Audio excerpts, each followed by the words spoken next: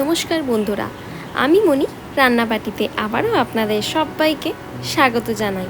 চলে এসেছি আজকে কলমি শাকের বড়া দিয়ে তৈরি শুক্তোর রেসিপি নিয়ে। সাধারণ শুক্তো আমরা সবাই খেয়ে থাকি, তবে এভাবে একবার কলমি শাকের বড়া দিয়ে শুক্তো করে দেখবেন, গরম ভাতের সাথে খেতে কিন্তু দারুণ লাগে। রান্নাটা খুবই সোজা, আর এই রান্নাটা একটু অন্য রকমের রেসিপি, কারণ সাধারণ কলমি শাকের আমরা ভাজা বা চচ্চড়ি খেয়ে থাকি, তবে আজ তৈরি করে নেব কলমি শাক দিয়ে শুক্তো। চলুন তাহলে রান্নাটা শুরু করে নিই। সবার প্রথমে আমি কলমি শাকটাকে ভালো মতো কুচিয়ে ধুয়ে নিয়েছি। এবার এর মধ্যে দিয়ে নেব ময়দা, প্রায় 3 টেবিল স্পুনের মতো। আর এবার এর মধ্যে দিতে হবে পরিমাণ মতো নুন। এবার দিয়ে দেব একটু মুচমুচে করার জন্য সামান্য একটু চালের গুঁড়ো। তবে আপনারা চাইলে কিন্তু ময়দা অ্যাভয়েড করে পুরোটাই চালের গুঁড়ো দিয়েও করতে পারেন। ভালো করে সব কিছুকে হাতের সাহায্যে একটু মাখিয়ে নেব। আর এবার বাইন্ডিংটা একটু ভালো করে নেওয়ার জন্য দিয়ে দিলাম খুবই অল্প পরিমাণে জল। আর জলটা দেওয়ার পর আবারও সব কিছুকে ভালো করে মিশিয়ে নেব। বলে রাখি, শাকটা কিন্তু যতটা সম্ভব আমাদের ফাইনলি চপ করে নিতে হবে। এবার এটাকে একটু মুচমুচে করে নেবার জন্য এতে দিয়ে দেব প্রায় 3 টেবিল স্পুনের মতো চালের গুঁড়ো। আপনারা কিন্তু এখানে যে কোনো চালের গুঁড়ো ব্যবহার করতে পারেন, বা ময়দা না ইউজ করে পুরোটাই চালের গুঁড়ো দিয়েও মেখে নিতে পারেন। এটা কিন্তু আমাদের একটা সফট ডোয়ের মতো মেখে নিতে হবে। হাতের সাহায্যে ভালো করে সব কিছুকে মাখিয়ে নেব। আর এই মিশ্রণে কিন্তু কোনো রকম বেকিং পাউডার বা বেকিং সোডা বা খাবার সোডা কিন্তু ব্যবহার করার কোনো প্রয়োজন নেই। সব কিছুকে একটা ভালো মতো মিক্স দিয়ে নিলেই হবে। এবার ওভেনেতে কড়া বসিয়ে দিয়ে দেবো প্রায় 2 টেবিল স্পুনের মতো সর্ষের তেল। এখানে তেলের পরিমাণটা একটু বেশি লাগবে, কারণ কলমি শাকের বড়াগুলোকে আমাদের ভেজে নিতে হবে। এবার তেল ভালো মতো গরম হয়ে গেলে একটু একটু করে এই মিক্সচারটা নিয়ে আমরা বড়ার শেপ দিয়ে নেব। দেখতেই পাচ্ছেন আমি ঠিক কিভাবে আঙুলের সাহায্যে চেপে চেপে বড়াগুলোকে একটু চ্যাপটা করে নিচ্ছি, যাতে করে কি না ভাজাটা ভালো মতো হয়। তবে আপনারা চাইলে বড়ির শেপ বা গোল গোল বলের শেপও করে নিতে পারেন, বা আপনারা চাইলে একটু বড় সাইজেরও বড়া কিন্তু করে নিতে পারেন। আমি এরকম ছোট ছোট বড়া করলাম, যাতে করে ভাজাটা বেশ ভালো হয়। সবকটা বড়া আমি তেলে দিয়ে দিয়েছি। আর ওভেনের হিটটা আমি এই পর্যায়ে রেখেছি লো টু মিডিয়ামে। খুব বেশি হাই হিটে ভাজলে কি হবে, বড়াগুলো ওপর থেকে পুড়ে যাবে আর ভেতর থেকে কাঁচা থেকে যাবে। বড়া যখন একদিক থেকে ভালো করে ভাজা হয়ে যাবে, তখন উল্টে অপর দিকটাও আমাদের ভালো করে ভেজে নিতে হবে। দেখতেই পাচ্ছেন আমি কিন্তু সবকটা বড়া উল্টে দিয়েছি। আর এই পর্যায়ে কিন্তু আমি এখন ওভেনের হিটটাকে হাই করে দিয়েছি, কারণ বড়া ভালো মতো সেদ্ধ হয়ে গেছে, অথচ বড়ার গায়ে একটা ভালো কালার আসা দরকার। তাই জন্য আমি বড়াগুলোকে একটু হাই হিটে ভেজে নিলাম। এবার বড়ার গায়ে যেহেতু ভালো কালার এসে গেছে, এবার আমি এক এক করে বড়া তেল ছেঁকে নিয়ে ভালো করে এই কড়ার থেকে তুলে নিলাম। এবার সেই একই কড়াতে দিয়ে দিলাম কয়েকটা মটর ডালের বড়ি, প্রায় 6 থেকে 7টা বড়ি দিলেই হবে। এবার নাড়াচাড়া করে ভালো মতো বড়িগুলোকে ভেজে নিতে হবে। এখানে একটা ছোট্ট টিপস বলে রাখি, যেহেতু এই রান্নায় বড়ি আমাদের সেদ্ধ হতে হবে, তাই জন্য বড়ি কিন্তু ক্রাঞ্চি না হলেও চলবে। তাই জন্য আপনারা কিন্তু বড়িগুলোকে জলে ভিজিয়ে রেখে যদি ফ্রাই করেন, সেক্ষেত্রে কিন্তু বড়িতে তেলটা খুবই কম টানে। যদি আপনারা তেল কম ইউজ করতে চান, তাহলে কিন্তু বড়ি অল্প একটুখানি জলে ভিজিয়ে নিয়ে ফ্রাই করতে পারেন। সবকটা বড়ি ভাজা হয়ে গেলে তেল থেকে তুলে নিলাম।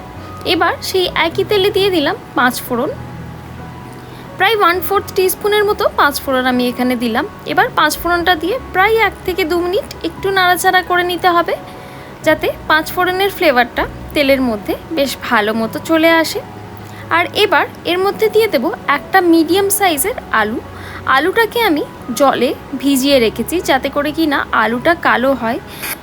এবার জল থেকে ছেঁকে নিয়ে সবকটা আলু আমি এই তেলের মধ্যে দিয়ে দিলাম।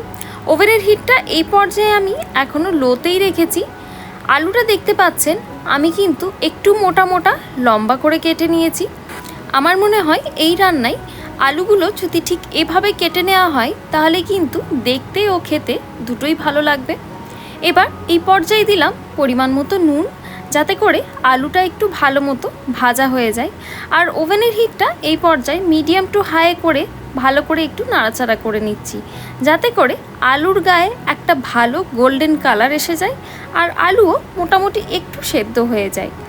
ভালো করে নাড়াচাড়া করে নিয়ে এটাকে আমি চাপা দিয়ে সেদ্ধ হতে দেব। ওভেনের হিটটা এখনও আমি হাইতেই রেখেছি। প্রায় 3 থেকে 4 মিনিট সময় নিয়ে আমাদের কিন্তু আলুটা ভেজে নিতে হবে।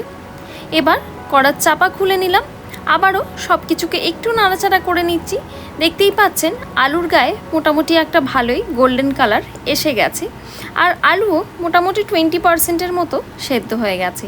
এই পর্যায়ে অ্যাড করলাম বেগুন।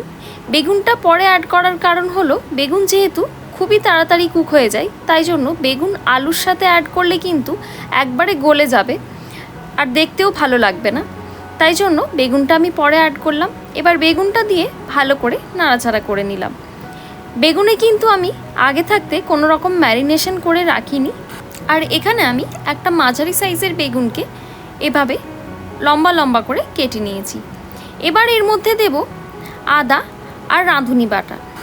এখানে আমি 1/2 ইঞ্চি আদার টুকরো আর 1 চা চামচ রাঁধুনি বাটা নিয়ে নিয়েছি।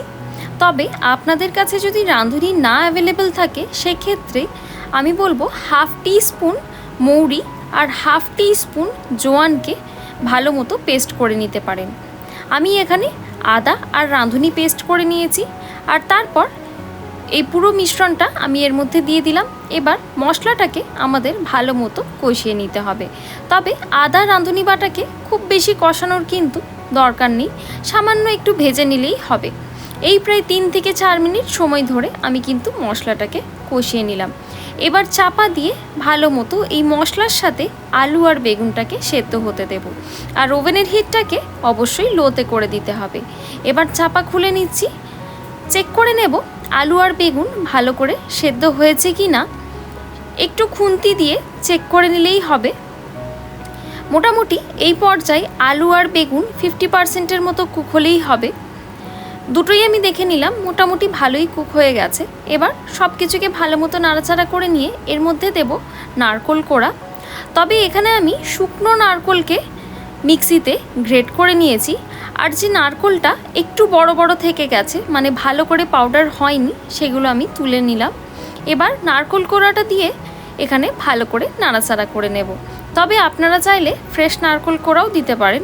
আমার মনে হয় এই রান্নায় এরকম শুকনো নারকোল কোড়া অ্যাড করলে ফ্লেভারটা আরও ভালো আসে। এবার এরপর অ্যাড করলাম 4 কাপ পরিমাণে জল। জলের পরিমাণটা আবারও আপনারা আপনাদের ইচ্ছে মতো কম বেশি করতে পারেন। আপনারা যেমন গ্রেভি পছন্দ করেন সেই মতো জলের পরিমাণটা রাখতে পারেন। জলটা দেওয়ার পর আবারও সব কিছুকে একটু ভালো করে মিক্স করে নিয়ে দিয়ে দিলাম ডালের বড়িগুলো। বড়ি দেওয়ার পর আবারও সব কিছুকে একটু ভালো করে মিশিয়ে নেব, যাতে বড়িগুলো এই ঝোলের মধ্যে ভালো করে ডুবে থাকে। এবার চাপা দিয়ে ওভেনের হিটটাকে লোতে করে দিয়ে কুক হতে দেব প্রায় 10 থেকে 12 মিনিট, যতক্ষণ না আলু ভালো মতো সেদ্ধ হয়ে যায়। বেগুন আমাদের এই পর্যায়ে কিন্তু মোটামুটি সেদ্ধ হয়ে গেছে। প্রায় 10 মিনিট হয়ে গেছে। চাপা খুলে নিলাম, সব কিছুকে আবারও ভালো করে একটু নাড়াচাড়া করে নেব।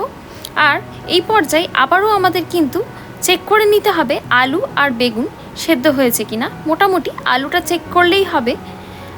এরকম একটু আঙুলের সাহায্যে আমি চেপে দেখে নিচ্ছি আলু কিন্তু একবারে ভেঙে যাচ্ছে না, অথচ ভালো মতো সফট হয়ে গেছে। এই পর্যায়ে অ্যাড করে দিতে হবে কলমি শাকের বড়াগুলো। সবকটা বড়া আমি একবারে অ্যাড করে দিলাম। এবার এই বড়াগুলো অ্যাড করে দিয়ে ভালো করে এই ঝোলের সাথে আমাদের এইগুলোকে মিশিয়ে নিতে হবে। বলে রাখি, বড়া অ্যাড করলেই কিন্তু এই ঝোলটা বেশ ভালো মতো ঘন হয়ে যাবে। তাই আপনারা যদি একটু গ্রেভি রাখতে চান তাহলে কিন্তু জলের পরিমাণটা একটু বেশি করে নিতে পারেন। মানে আমি 4 কাপ ব্যবহার করেছি, আপনারা চাইলে 5 কাপ বা 6 কাপ ব্যবহার করতে পারেন। এবার ওপর থেকে ছড়িয়ে দিলাম প্রায় 1 টিস্পুনের মতো চিনি। আর এবার চাপা দিয়ে লো হিটে আবারও এগুলোকে কুক করব প্রায় 5 থেকে 7 মিনিটের জন্য।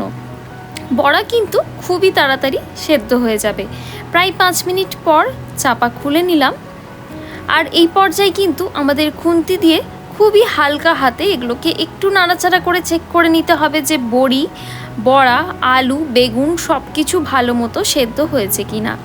আমি এখানে শুধুমাত্র আলু আর বেগুন ইউজ করেছি, তবে আপনারা চাইলে এই রান্নায় অন্য কোনো আনাজও ব্যবহার করতে পারেন। এবার এর মধ্যে দেব পরিমাণ মতো ঘি। এখানে আমি প্রায় 1 টেবিল স্পুনের মতো ঘি দিলাম। আর এবার দিলাম 1 টিস্পুনের মতো সর্ষে বাটা। এটা কিন্তু শুক্তো, কিন্তু ট্রেডিশনালি শুক্তোতে আমরা করলা ব্যবহার করি, তবে এই রান্নায় আমরা করলা ব্যবহার করব না। এর সাথে দিলাম ভাজা মশলা। ভাজা মশলায় আমি 1 চা চামচ জিরে, 1 চা চামচ ধনে, কয়েকটা শুকনো লঙ্কা আর 3 থেকে 4টে এলাচ দিয়ে দিয়েছি। এবার চাপা দিয়ে রেস্টিং টাইমে 5 মিনিট রাখলেই কিন্তু আমাদের এই কলমি শাকের বড়া দিয়ে শুক্তো সার্ভ করবার জন্য একদম রেডি। গরম ভাতের সাথে খেতে কিন্তু অসাধারণ লাগবে। রেসিপিটা অবশ্যই একবার বাড়িতে ট্রাই করে দেখবেন। আশা করছি আপনাদের সবার এই রেসিপিটা ভালো লেগে থাকবে। ভালো লেগে থাকলে লাইক, শেয়ার, সাবস্ক্রাইব করবেন। দেখা হবে আবারও একটা নতুন রেসিপি নিয়ে। ততক্ষণের জন্য ধন্যবাদ। Happy cooking.